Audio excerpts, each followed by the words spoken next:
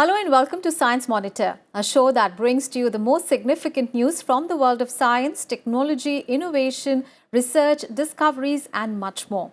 I'm Aishwarya Kapoor and here are this week's headlines.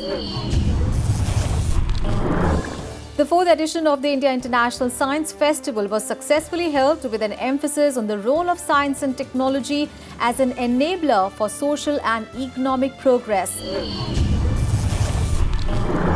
Nobel Prizes 2018 for Economics awarded to American economists for their work on climate change and sustainable growth. Team Assam wins the second edition of the popular science quiz competition Sci Connect 2018 by Vigyan Prasar held in Tripura. Sewage treatment plant to convert 10 lakh litres of sewage waste into 3 tons of biofuel per day operationalized in Delhi. The India International Science Festival or IISF 2018, which was held in Lucknow from the 5th to the 8th of October 2018, drew a great response from the scientific community, students and the general public. With the focal theme Science for Transformation, IISF 2018 saw 23 special events, including one on the concept of Nav Nirman Bharat or the creation of a new India, by leveraging science through innovative methods and solutions to overcome India's historical and social disadvantages. We bring you a ground report from Lucknow. Science has made it possible to achieve things beyond our imagination. Over the years, science and technology have played a significant role in revolutionizing the world. To acknowledge this growth, the nation came together to celebrate the fervor of science festivity at the India International Science Festival 2018 held in Lucknow from 5th to 8th October 2018.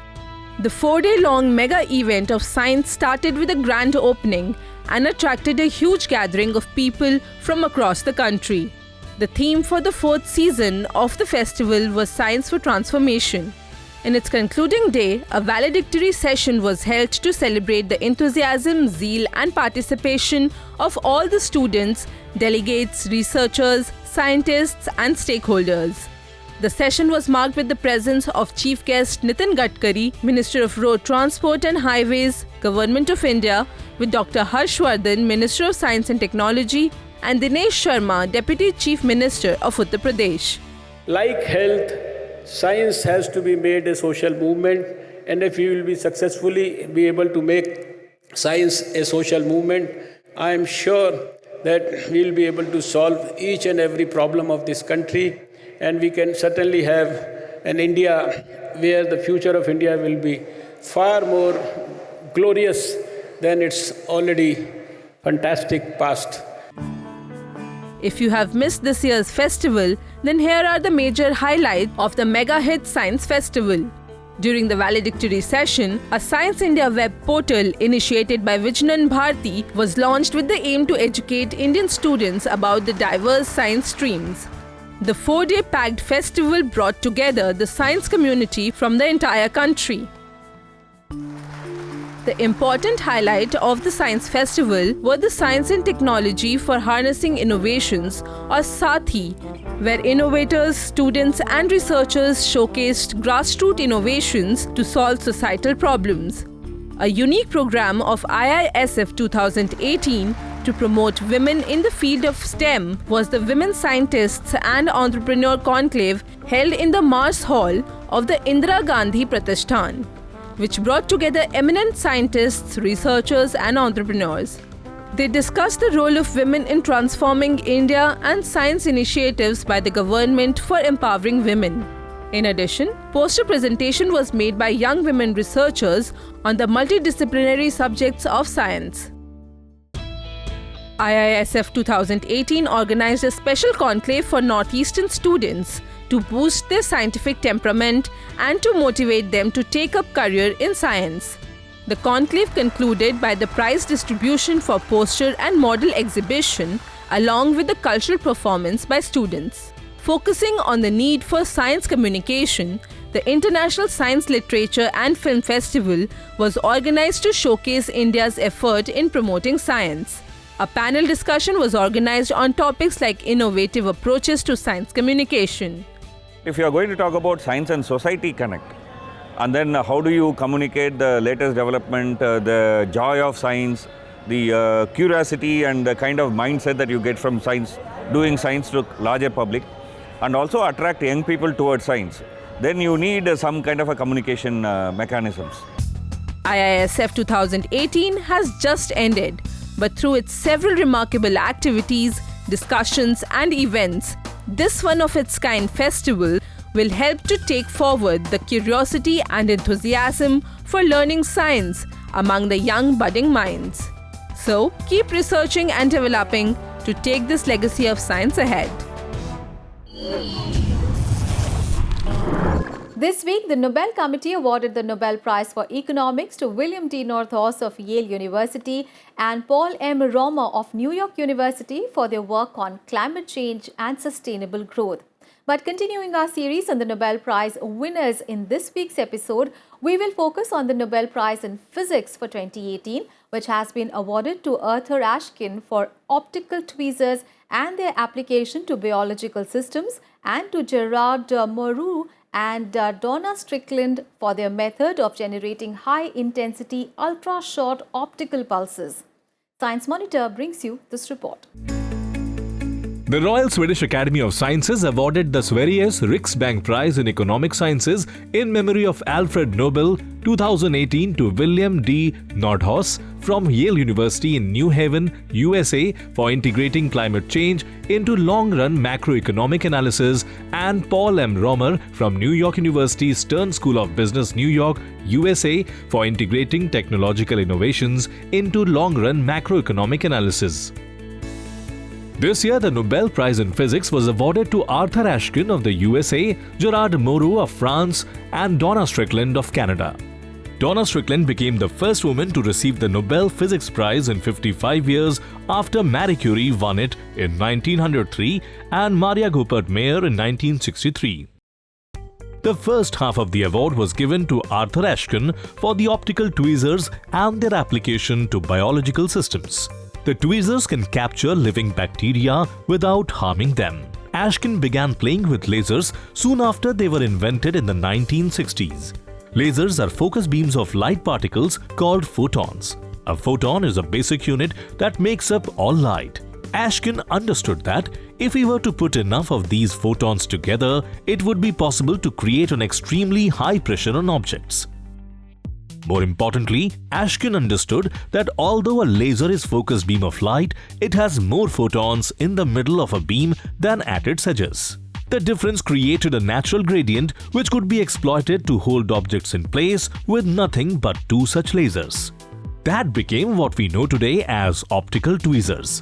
This invention is being used for studying biological systems such as circulatory system, the respiratory system, and the nervous system. I think that Arthur Ashkin, very soon after the first laser had been constructed, realized that suddenly there was available a tool of light of a totally different quality than you had earlier. And he started to think about how can one use this tool to manipulate objects. And he realized that by thinking about this, he realized that just take a small micro-sized transparent sphere should be possible. Even if the radiation pressure from the laser is very small, it should be possible to manipulate such a sphere. And indeed, he was correct. The other half of the award was jointly given to Gerard Mourou and Donna Strickland for their method of generating high-intensity, ultra-short optical pulses.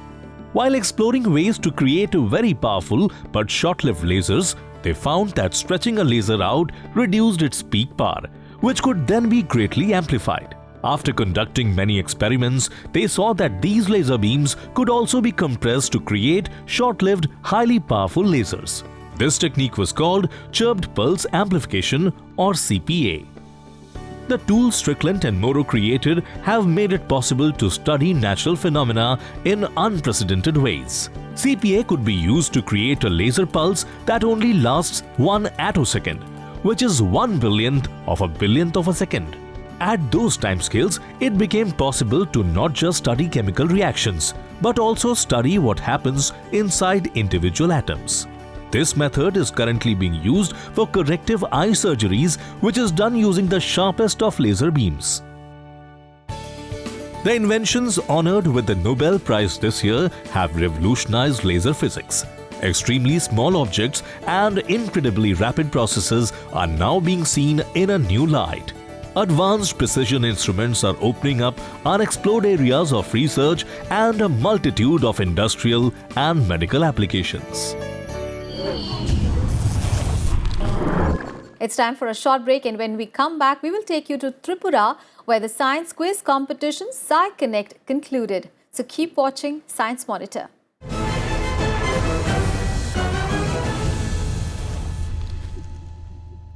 Team Assam emerged as the winners of the popular science quiz competition Sci Connect 2018 in Tripura last week. Tough for Team Mizoram, who were the runners-up, gave a tough fight to Team Assam in what was the battle of knowledge and instinct. This innovative and important quiz program by Vigyan Prasar is focused on nurturing and promoting the younger generation of the Northeast on the application and importance of science in daily life. The prestigious running trophy of Sci Connect was passed on to the winning team from last year's winner, Team Tripura. Science Monitor brings you a glimpse of the power-packed grand finale of Sci Connect 2018. A quiz is a test of knowledge, speed and accuracy. The team that is able to control its nerves and demonstrate the highest degree of concentration, promptness and agility emerges as a champion. This is what exactly Team Assam showcased in the finals of Sci Connect 2018. The main objective of this quiz competition is to sensitize young children in upper primary to secondary levels on the usage of science in daily life. It is an initiative of Vigyan Prasar, an autonomous organization working with the Department of Science and Technology, Government of India. Sci Connect aims to inculcate scientific temper in young children of classes 8th and 9th from northeastern states of India, that is Assam, Mizoram, Nagaland, Tripura, Manipur, Sikkim, Meghalaya and Arunachal Pradesh. Response is very good, and all the students are taking this program very serious, and we are getting responses from the teachers, local coordinators and officers from S&T councils that people are asking about this program. Sci Connect 2018 quiz competition was divided in 4 stages. The first stage started with screening of science films produced by Vigyan Prasar. In the second stage, the students appeared for the district level science quiz, while in the third stage, they were challenged in a state level quiz. The successful teams made their way to the fourth and final stage of the competition, which was the regional level quiz competition.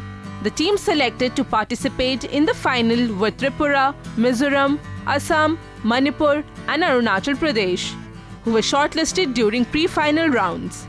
The rounds in the finals were more interesting with audio-visual based quiz. The Sci Connect fulfills the mandate of Vigyan Prasar of science popularization through promotion of science films, as well as the quiz competition excites the student for learning of things in a new way. During the final, the first round consisted of multiple choice questions where each team had to answer within a stipulated time of 10 seconds. The second round was a special audio-visual round where 1 to 1.5 minutes audio-video clip were shown to the teams based on which questions were asked. The third round had one-word answer questions. The fourth round was picture identification round where the participants were asked to identify a picture. This year, the theme of the picture identification round was Endangered Species of Animals and Birds of the World. The fifth and the final round was a rapid-fire round, where every team had to answer 8 questions in 1.5 minutes. It was a tough battle between all the teams, but Assam managed to pull it off by being the winner of the Sci Connect competition 2018. We never expected to win the quiz, but we have come first. So it's a very great feeling. The most important things we learned was like how we could connect with people. We made so many new friends, and yeah, that's it. Team Assam, the winner of Sci Connect 2018, was presented the rolling trophy, and all the members of the winning team received certificates and cash prize of Rs 5,000 each. The first runners-up, Team Mizoram, was presented with certificates along with the cash prize of 3,000 rupees to every team member, while Team Tripura became the second runner-up, who also received the certificates along with cash prize of Rs 2,000 to every team member. Team Arunachal Pradesh and Manipur were placed 4th and 5th in the competition. The Sci Connect, being the largest quiz competition of northeastern states of India, is gaining popularity among public. The quiz competition has speciality that is based on content of Vigyan Prasar produced films and syllabus. Fun elements like hands-on science activities encourage students to pursue a career in the field of science and technology. In what is another step to clean the capital city's river Yamuna, researchers at the Indian Institute of Technology, Delhi, in collaboration with the Netherlands Science Agency, launched the Lotus HR Project, which stands for Local Treatment of Urban Sewage Streams for Healthy Reuse at Barapulla in New Delhi. The plant has the capacity to convert 10 lakh litres of sewage to 3 tons of biofuel per day. And 2 bio-toilets developed by the Department of Biotechnology and Bill and Melinda Gates Foundation have also been installed at the location. Science Monitor brings you a report. The Prime Minister of India, Narendra Modi, on 2nd October 2014, launched the Swachh Bharat Mission, or SBM, with the aim to achieve universal sanitation coverage. The mission coordinator for SBM is Secretary, Ministry of Drinking Water and Sanitation, with 2 sub-missions, the Swachh Bharat Mission Grameen and the Swachh Bharat Mission Urban. All the missions together aim to achieve Swachh Bharat by 2019 as a fitting tribute to Mahatma Gandhi on his 150th birth anniversary. Recently, the Union Minister of Science and Technology, Dr. Harshvardhan, inaugurated the novel Holistic Local Treatment of Urban Sewage Streams for Healthy Reuse, or Lotus Project plant at Sundial Park in New Delhi that produces clean water which is reused for various purposes. It simultaneously recovers nutrients and energy from the urban wastewater by converting the Barapulla drain into profitable mines. 2 bio-toilets supported by Department of Biotechnology and Biotechnology Industry Research Assistance Council and the Bill and Melinda Gates Foundation installed at the Sundial Park were also inaugurated at the event. एक गंदे नाले को भी एक profitable mine जैसे हम बना सकते हैं, इसका एक उत्कृष्ट उदाहरण हमारे बायोटेक्नोलॉजी डिपार्टमेंट ने यहाँ पर प्रस्तुत किया है। पिछली बार तो जब 1 साल पहले आए थे तो ये था कि यहाँ पर ये लेबॉर्ट्री हम बना रहे हैं। अभी लेबॉर्ट्री बना भी दी, लेबॉर्ट्री में काम करके और उसको एस्टैब्लिश करके और जनता के सामने आज प्रस्तुत कर रहे हैं। इस स्टेज में आ गए कि इसको अब हम और जितना मर्जी चाहे उतना बड़ा इसको स्केल अप कर सकते हैं।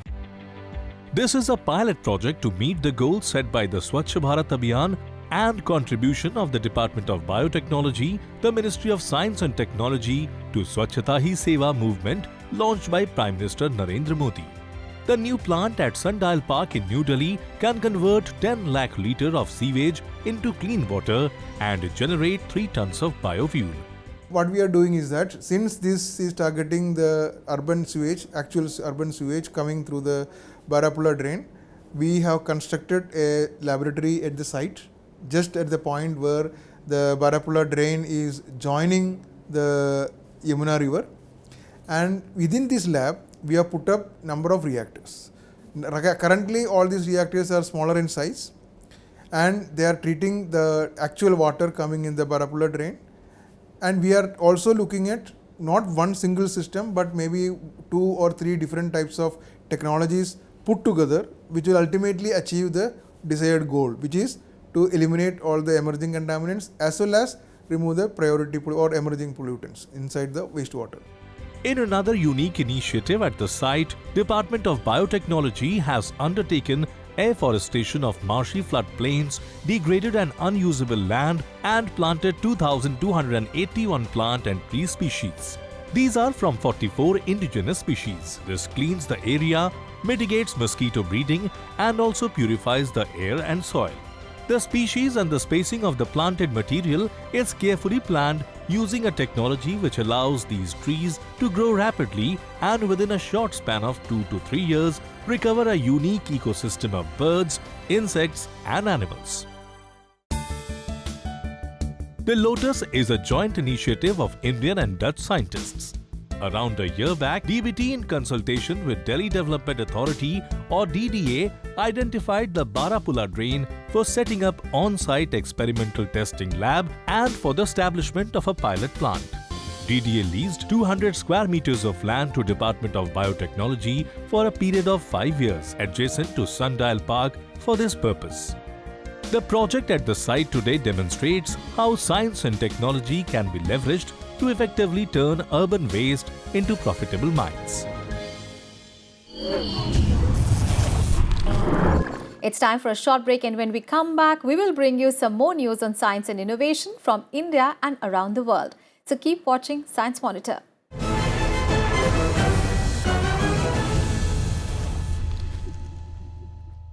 Welcome back after the break, and now let's take a quick look at some more scientific innovations and developments from India and around the world. United Nations Intergovernmental Panel for Climate Change or IPCC released a special report on global warming on 7th October. The report suggests that global warming is likely to reach 1.5 degrees Celsius between 2030 to 2052 if it continues to increase at the current rate. The IPCC report points out how regions in India will be exposed to extreme heat waves. 91 authors and review editors from 40 countries prepared the IPCC report in response to an invitation from the United Nations Framework Convention on Climate Change when it adopted the Paris Agreement in 2015. The Eastern Ghats spread over Odisha, Andhra Pradesh, Karnataka and Tamil Nadu have lost almost 16% of its forest cover over a span of 100 years. According to a recent study published in Ecological Indicators, the forest cover, which was 43.4% of the total geographical area in 1920, has reduced drastically to 27.5% in 2015. Over the years, about 8% of the forest area was converted into agricultural fields, while about 4% was converted into scrubs or grasslands. According to the National Aeronautics and Space Administration, the Voyager 2 probe is approaching interstellar space and has detected an increase in cosmic rays that originate outside our solar system. Since 2007, the probe has been traveling through the outermost layer of the heliosphere, which is the vast bubble around the Sun. Once Voyager 2 exits the heliosphere, it will become the second human-made object after Voyager 1 to enter interstellar space. Bees might be the most well-known pollinators, but researchers have found that common white-footed ants are the best pollinators of a rare evergreen tree in the southern Western Ghats. Syzygium occidental is a small wild jamun tree that grows mostly along the banks of the river Periyar in Kerala. It is characterized as vulnerable by the International Union for Conservation of Nature. According to a study published in the journal Arthropod Plant Interactions, white-footed ants are the most frequent visitors to the tree and are the most efficient pollinators of the tree. And this week in the history of science, we remember Earl Dixon, an American inventor. He was born on 10th of October 1892. He invented the Band-Aid. Finding his wife prone to kitchen accidents, cuts and burns, Dixon frequently dressed her small wounds with the cotton gauze and adhesive tape. After a number of such accidents, Earl devised a way that she could easily apply her own dressings. He prepared ready-made bandages by placing squares of cotton gauze at intervals along an adhesive strip and covering them with crinoline. He was a cotton buyer at Johnson & Johnson, where his suggestion to make this a product became a reality, leading to Band-Aids. In fact, Band-Aid brand adhesive bandages have seen numerous variations, including plastic, decorative, sheer, with antibiotic treatment and even liquid form. This revolutionary product not only became a staple of every family's first aid kit, but also paved the way for more innovations. Well, that is all for this episode of Science Monitor. You can send your feedback and suggestions to Science Monitor on our email ID news@vigyanprasar.gov.in. You can also write into us at Vigyan Prasar, C24, Qutub Institutional Area, New Delhi 110016. We'll see you again next week with another episode of Science News and Innovations. Till then, goodbye and take care.